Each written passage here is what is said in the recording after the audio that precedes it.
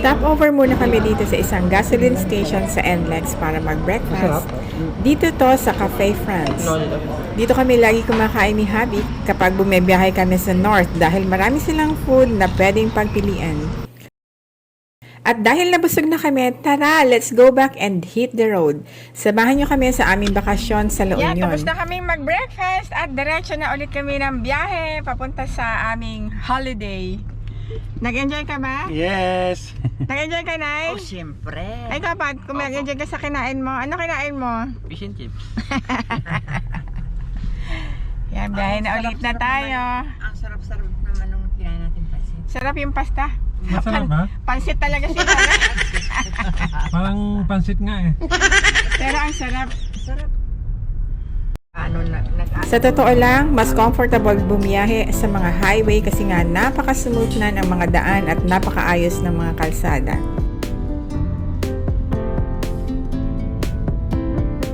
NLEX at TPLEX ang mga highways na dinaanan namin. Isa sa pinaka-exciting kapag nagbabakasyon ay yung maiba ang mga natatanaw mo sa paligid. Talaga namang nakaka-relax kapag ganito ang mga makikita mo sa daan, green and wide blue sky.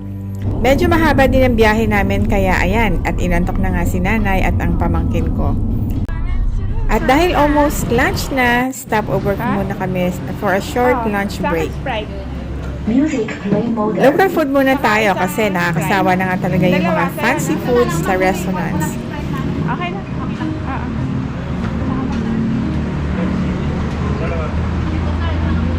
Kain muna tayo there. Stop over kami dito. Lunchtime.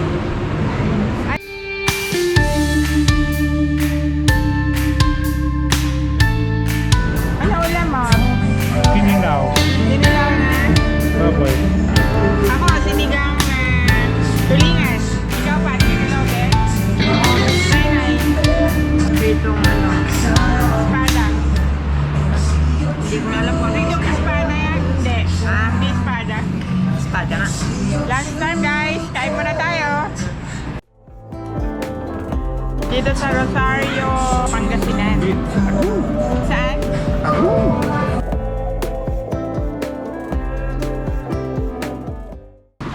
Thank you. Thank you. Ayan, thank you Lord sa masarap na pagkain. Ha? Ay, oo, may CR kayo?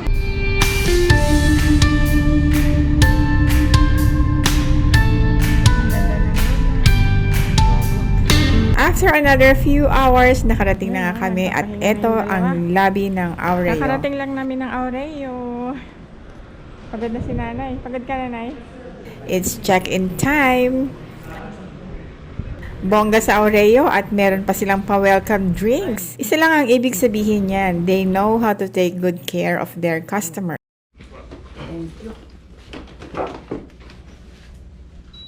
Ayun. Pag may concern po, just dial. So, ito yung room namin. As you can see, we have a very cozy bed and the design of the room is very modern and aesthetic. Anong oras na? Maaga pa? Alas 3 pa lang. Wow, ito ang view namin. Nandun pa sa kabila yung dagat. Medyo malayo kami, hindi kami beachfront. Kaya lang sa atin naman pag ganyan. Swimming pool. Ito ngayon, bago nila. Kasi yung sa swimming pool, Ganyan din tayo sa ang Dapat ang ipapabook namin sa poolside na, yung katulad din sa Boracay, nasa tabi ng paglabas mo ng ganyan, nasa pool na. Anong gagawin mo? coffee.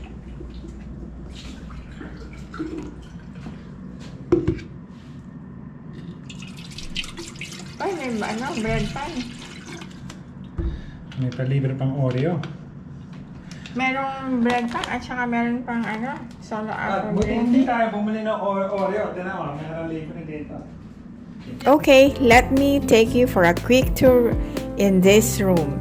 So they have hygiene kits, towel, bathrobe, indoor slippers, beach towels, and safe. And what's this? Right. Yung gamit dito. Dito, saan to? Oh, ito yung shower. Wow. Magkahiwalay yung shower at yung toilet nila na ito yung toilet. Malinis. Yan si Patrick, nagpapahinga. Papat! Ano to? Oh! What's that? Siguro pagka 2 rooms. Pagka pwedeng family, magkadikit na room.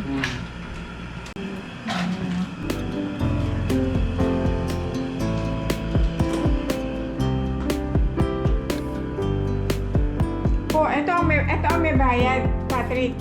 Yun may Ito, pagka kinain mo to, meron siyang extra bayad. Kasi dito nalagay mo sa left. Ano na, nag-enjoy ka ba sa biyahe? Ikaw, Paps, nag-enjoy ka ba sa driving? Lahat mo kayo nabigat. Okay yung driving. Very relaxed. Saan ka magdadala ng go? Yan, you go first.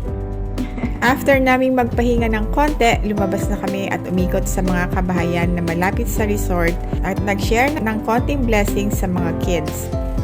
Pag gusto nyo mapanood yung vlog ko dito, hanapin nyo lang yung mga videos ko na may pamagat na pagkain o laruan. Alam nyo ba na iba talaga ang hatid na nasaya sa puso kapag nakakapag-share ka sa kapwa? We thank God because we are able to share something.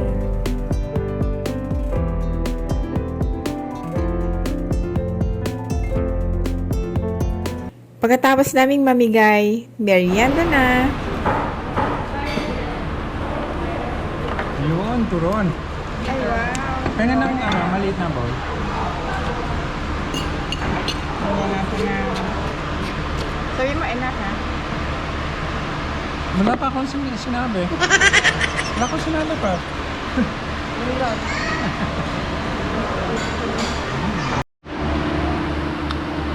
Merienda time. Kain tayo ng turon. Ayan. Ubi turon. Ano yan ay? Masarap? Ubi ka rin. Ubi turon. Matamis?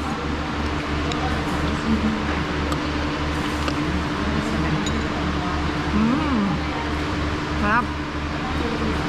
Hindi lang siya ube.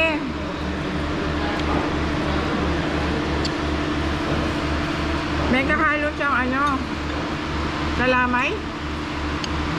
Sa loob. Ito oh. Masarap. Grabe, ang sarap ng lasa niya. Malinamnam yung lasa niya na crispy.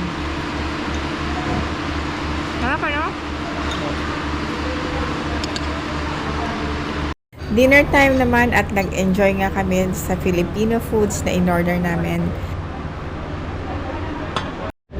3,000 there, tapos 7,000 here. Mas value for money ko di ba? Good morning everyone! Ayan, dito kami may breakfast kami sa Aureo. Ano, masarap yung almasal mo, Nay? Yes. Dapat, last day? Ay, hindi. Meron pa isa. Sarap na almusal namin dito. By the beach ang aming almusal. Tingnan nyo naman ang aming view. Napakaganda. Paminsan-minsan lang to. Kasi syempre wala tayong dagat sa Maynila. Kaya sulitin habang nandito. Kain tayo guys. Anong aming breakfast namin is eat all you can. Up to sawa. Kahit sa Quezon din, sarap na yung pagkain. Kanina umaga, naglakad kami sa tabing dagat.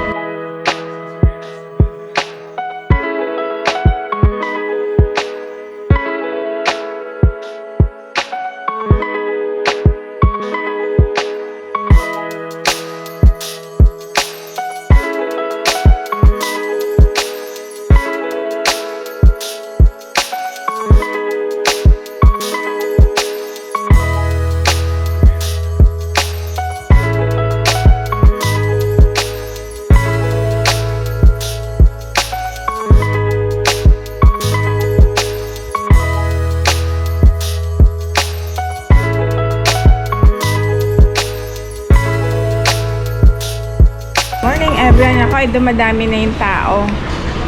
Ayan o. Ito yung mga food. Meron silang Quaker Oats. Merong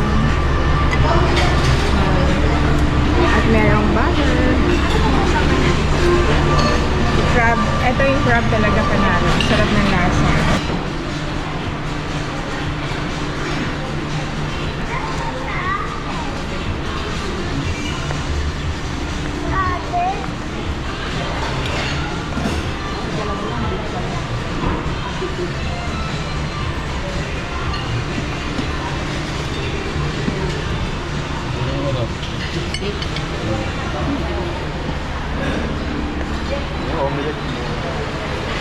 Maraming laman sa loob.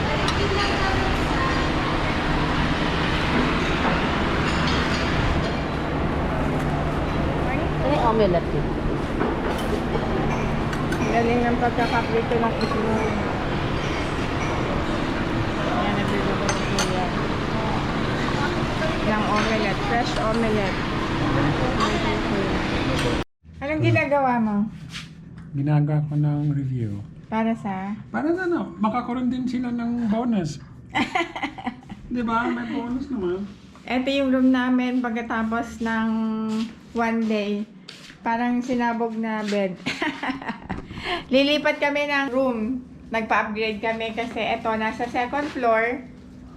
At saka hindi masyado maganda yung view namin.